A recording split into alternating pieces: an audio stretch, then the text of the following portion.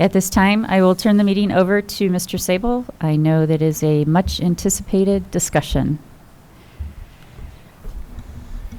I want to thank the board for getting together in person tonight. I think it's a lot more productive for us to have back and forth conversation concerning something so important as our return to school.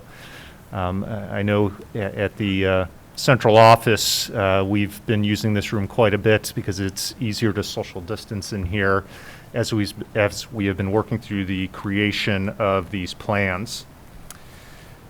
Few things that I want to share before we jump into the plan, and the first one is that we do have a draft formal plan that we're going to be presenting tonight in detail. We are going to make that plan available to our parents, and I actually have a parent email already set to go out at 8 o'clock following tonight's board meeting. Included in that is a link where parents can ask questions, and we will do our best to get back and answer every one of those questions in a timely manner.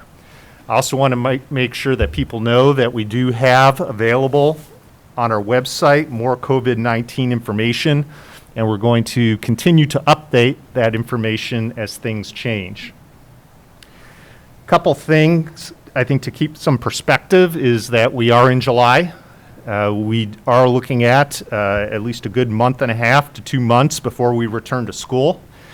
So I have no doubt that there's going to be changes over the course of the next couple of months. If you just look at the amount of change that's occurred over the first 2 months when we first went out of school. So our goal is to create a plan that has flexibility so that we can respond to changes that may happen with COVID-19.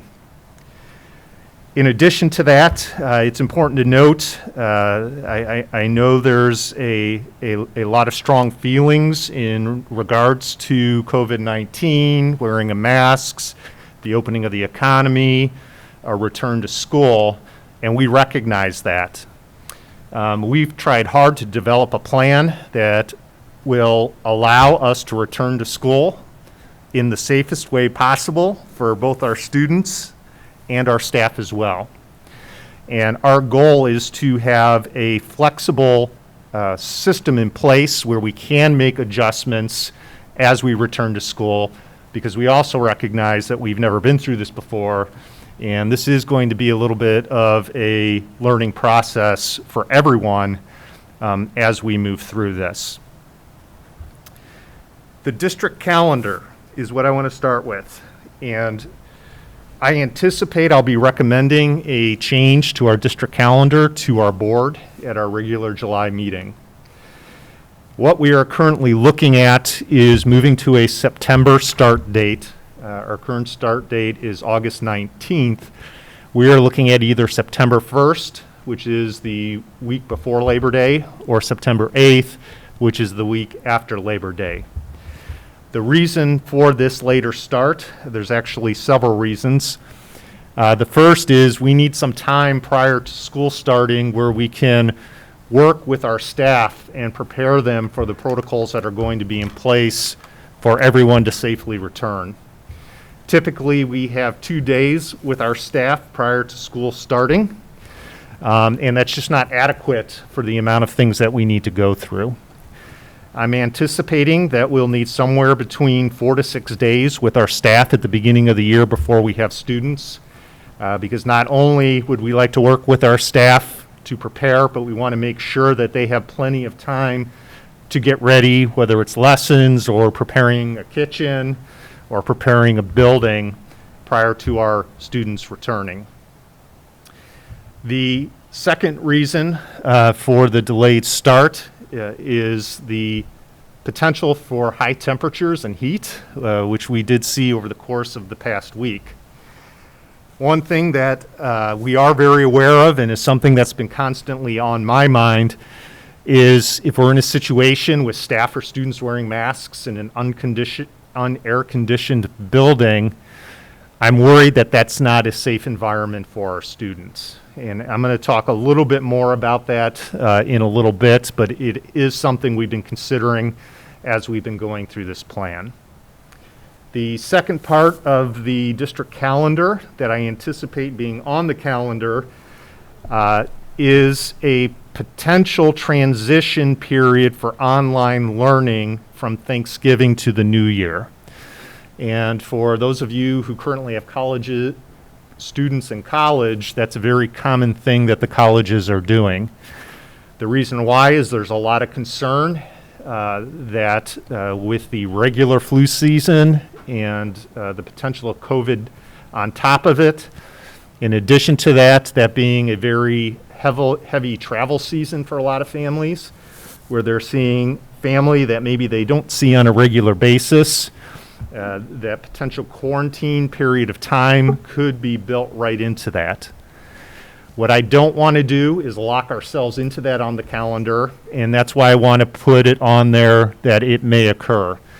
Because we don't know what's going to happen with COVID over the course of the next few months. And if we are able to have our students back in school, we want to be able to do that. Because we know that our students do best working directly with our staff. In developing our system for return to school, we utilized the state's county color system. It was important that we develop a system that's specific for Medina and Medina County. We are working with our Medina Director of Health Director, in developing our plan as well as making some of the decisions about when to be in school and when not to be in school. I know it's been in the media a lot that we're currently in Orange County. We've seen all the counties around our northern end go red, and there's been talks of even purple up in Cuyahoga County here. I don't want to depend on what's happening in those counties to make decisions for our kids here in Medina. So that's why we decided to use the color system. We also I feel like it's good parameters for us to have some guidelines to follow when we're making these decisions. I feel like schools have really been put in a decision to make some very difficult decisions about things that we aren't necessarily experts in, like public health and COVID-19. So having the ability to follow a plan that's outlined by the health department is an important part of that. I want to emphasize with the color system, our goal is to have our kids back in the classroom. But to have our kids back in the classroom, we want to make sure it's safe because the safety of our students and staff are number one. To our community, our parents, as I talk about the color system, I encourage you to cooperate within the community because I think our children's return to school is going to be very dependent on our approach within the community in terms of the COVID-19 and keeping us in the yellow and orange zones. So the way the color system is currently set up, and again, this is draft, is we are looking at a full return to school for students if our county is yellow or orange. And again, we are currently in the orange area. The full return to school is not going to be a typical return to school. There are going to be parameters in place for COVID-19. And we intend to have those parameters in place until the color system can go to the wayside, which hopefully happens sooner than later. For red, we are looking at a transition to online learning. We are calling it Online 2.0. The reason why we are calling it Online 2.0 is because it will not be the same homeschool program that we had in the fall. That was something that we had to put together at very short notice. We've had the opportunity to have more time to prepare, as well as have more experience amongst our staff in dealing with the online. So we will have an upgraded online system. Today, we are not going to get into the Online 2.0 in too much detail. Our focus over the past several weeks since the governor released the back to school plan was to develop a plan for students' return. So the document that I'm going to be sharing with parents later tonight and that we're going to be reviewing with the board this evening as well is an incomplete document. It does outline the color system, but it doesn't include the online piece. The other option that we have out there for red is doing a potential hybrid model if the district or if the county goes into red. We are working in committees right now to discuss some parameters around being completely online versus being in a hybrid model. For instance, it may be a situation where we need to go online into red, but over time cases decrease and maybe we're not as deep in red as we initially were. We might transition to a hybrid model, and that would only be if we're directed by the health department that we can only bring students back at a 6-foot distance. So the hybrid model is a model where students would attend school 2 days a week. We'd have half our students here Monday, Tuesday, half our students here Thursday, Friday. And that's just because with our full enrollment, there's no way we can social distance with 6 feet. And what you're going to see once we present the details of our back to school plan is the plan we put together for a full return is with 3 feet distancing. We have been approved for 3 feet distancing by the health department, so we'll feel comfortable heading that direction. In order to be able to have all our students back and be at a 3-foot distance, I think we've all heard the 6 feet over and over and over, we did need to develop some parameters in regards to face masks. And just a general outline in regards to face masks is that face masks are going to be required for students in grades 6 through 12. Students in pre-K through 5 need to have face masks, and there will be certain situations where they have to wear them. For instance, if they're traveling on the bus, which I'm going to talk about next here, if they're moving in groups in the hallways, if they're working collaboratively in a group in the classroom, those are situations where they'll need to have masks on. If they are in their desk, socially distanced 3 feet, they'll be able to remove their mask. And we've also worked in, which Dr. Kwolek's going to go over, even at the upper levels, break times where students can get rid of these and take a break from them, because we know that's a lot to ask to wear them throughout the day. Along with masks is air conditioning. And I've had this brought up to me by several parents over the course of the last several weeks. The fact that we do have buildings in our district that do not have air conditioning, and when we see historically we've had fairly warm weather at the start of school, I want to make sure that our students and staff are safe when they're in our buildings with masks on. We don't have a solution to this issue quite yet, but we're working on it. Part of the solution is pushing back the calendar so that we can reduce the amount of hot days that we have. Another part of the solution will be, I anticipate potentially calling more heat days than I have in the past, simply because I know that we have students and staff that are wearing masks in those buildings. What we are hoping for is that we're going to be able to bring in some industrial generators and or industrial outside air condition units that we can utilize at our buildings without air conditioning. We do know that those products exist, but we're in the process of getting quotes and seeing the availability to get those kind of products into our buildings so that we can provide cooler air while students are wearing masks.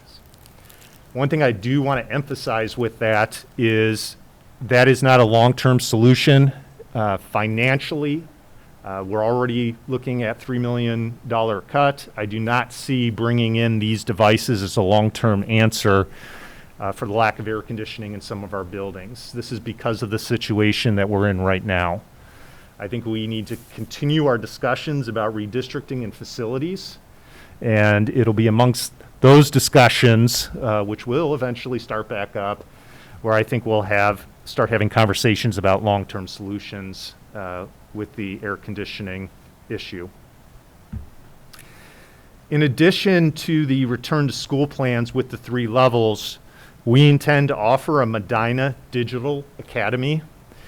The Medina Digital Academy is for families or parents that do not feel comfortable with their students returning to school. It could be for students who can't return to school, who might be high risk or have a high risk member in their family. The Medina Digital Academy, we're not quite sure what that's going to look like yet, and the reason why is because we don't know what the enrollment will be in that school. We do know that it's going to go one of 2 directions. If we have high enrollment in the Digital Academy, we will likely use our own curriculum and our own teachers. And we will work with our teachers to determine who's going to run that online programming. If we have a small commitment to the Digital Academy, we won't be able to offer it directly in-house. Students in the Digital Academy will still be Medina City School students, but we'll need to look at contracting out the curriculum and potentially even the instructional part of that Digital Academy. So it's really important that we get information back from parents as soon as possible if they want to be part of that Digital Academy. At 8 o'clock, when my message goes out with the plan for parents, there is a link within that plan for parents to sign up for the Digital Academy. So you can do it as soon as tonight at 8 o'clock. Sure.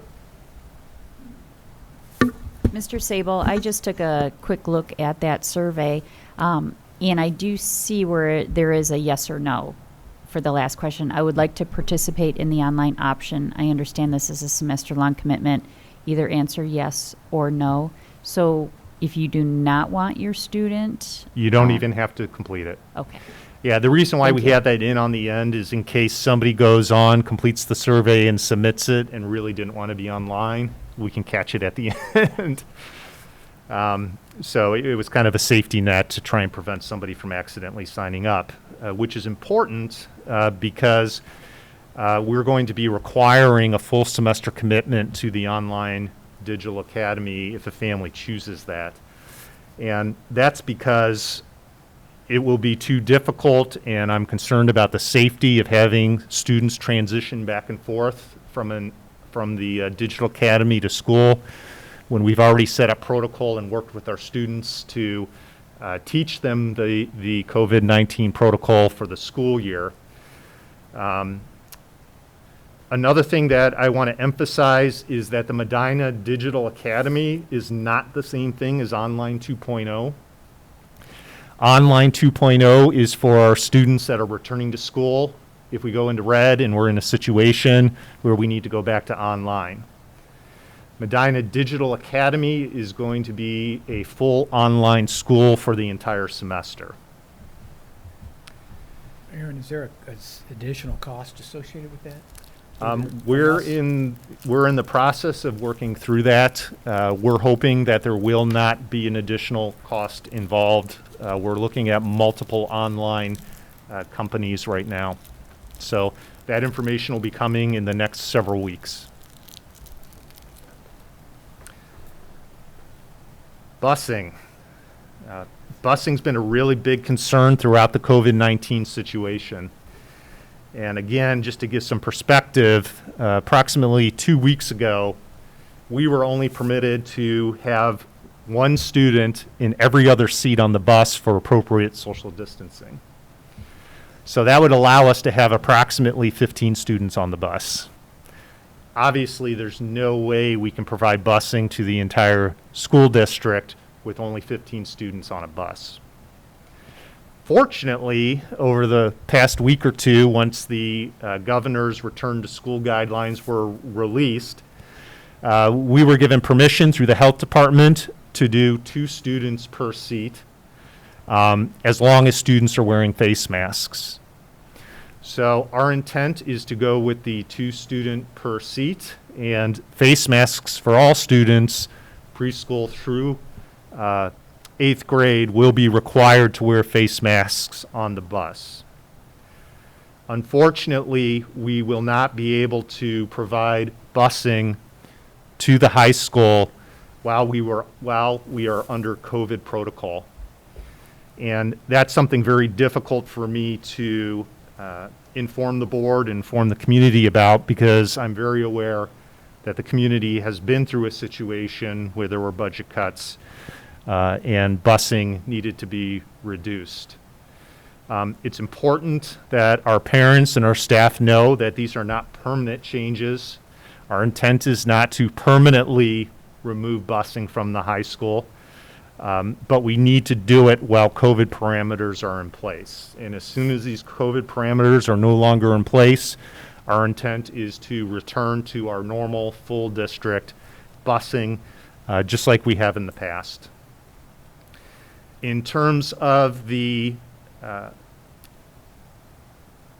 high school, I think it's important to note as well that even though we won't be able to have buses at the high school while we're under COVID, parents are going to see some buses at the high school. And the reason why is because we are mandated to provide transportation for some of our special ed students. And in addition to that, we want to continue to provide transportation for our students that are going between the Career Center and the high school as well. So we want to make sure they can continue to participate in their Career Center programming.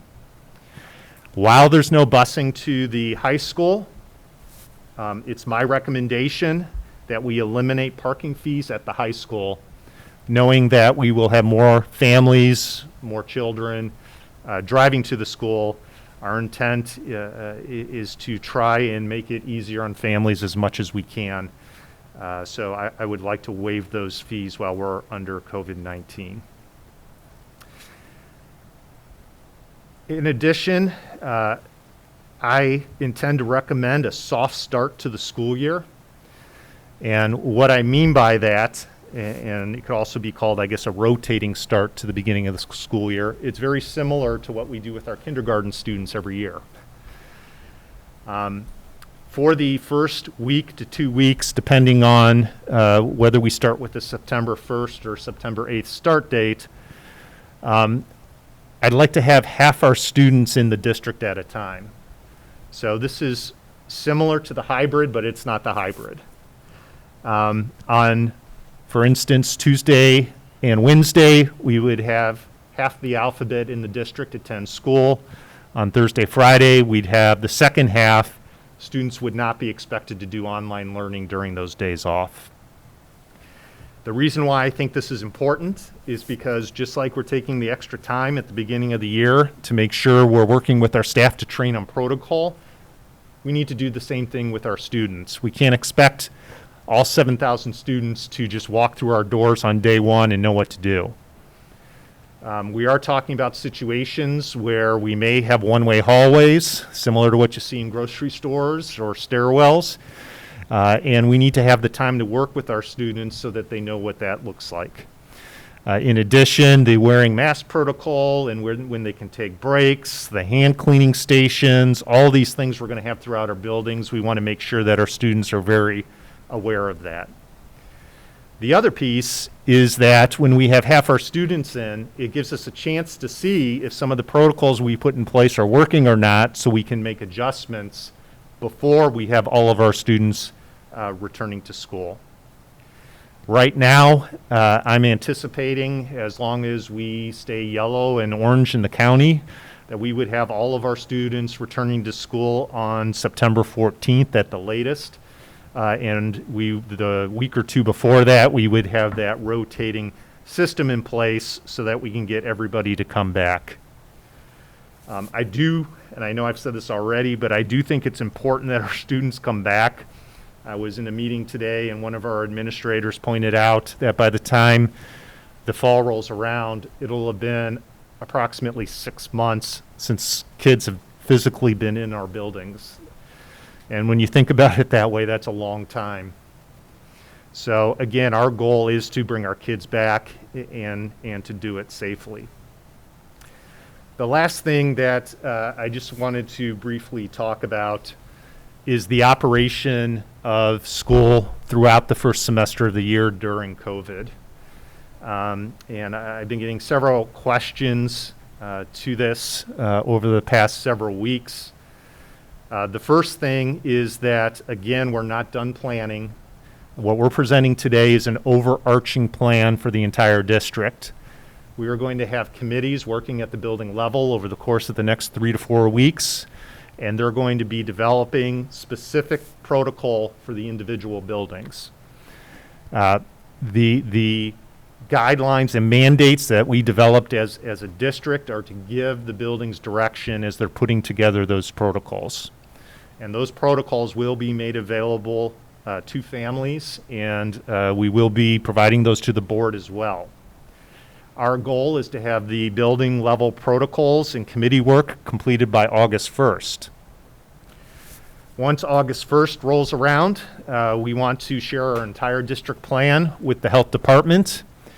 And once it's to the satisfaction of the health department, my intent is to present it to the board for approval at our August work session. We are mandated by the state of Ohio to have an approved plan in place by August 12th. So we're really working on somewhat of a short timeline. And in saying that, I really want to extend a thank you to our staff, our administrators, our teachers, our support staff for the numerous amount of hours that they are either already putting in or are going to be putting in during the off months of the school year. Another thing that I think is really important is that we've had heavy collaboration with surrounding districts when putting this draft plan together. Just walking into this meeting, and actually at the beginning of it, I was getting texts from other superintendents in Medina County because we're all getting ready to roll out our plans. And I think what you're going to see is that our plans aren't all identical, but they're very similar. And I don't think they should be identical. We have different districts with different buildings, with different teachers, students, as well as communities. So we need to try and fit our plan towards our district. But in general, I think you're going to see that surrounding districts have very similar plans to what we're going to be sharing today.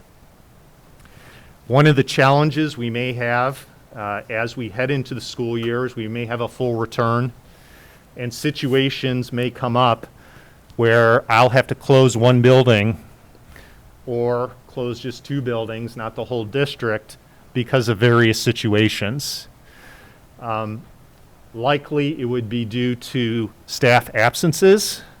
If we run into a COVID situation with staff, I am concerned about the substitute teacher situation. Many of our substitutes, it's their second career and they do it to earn extra money.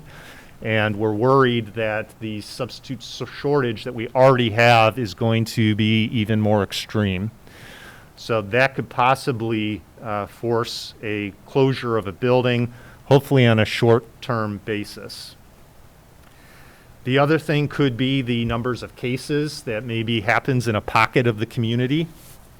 I'm hoping that's not going to be an issue because we're all going to be diligent the next several weeks, so we stay in yellow and orange.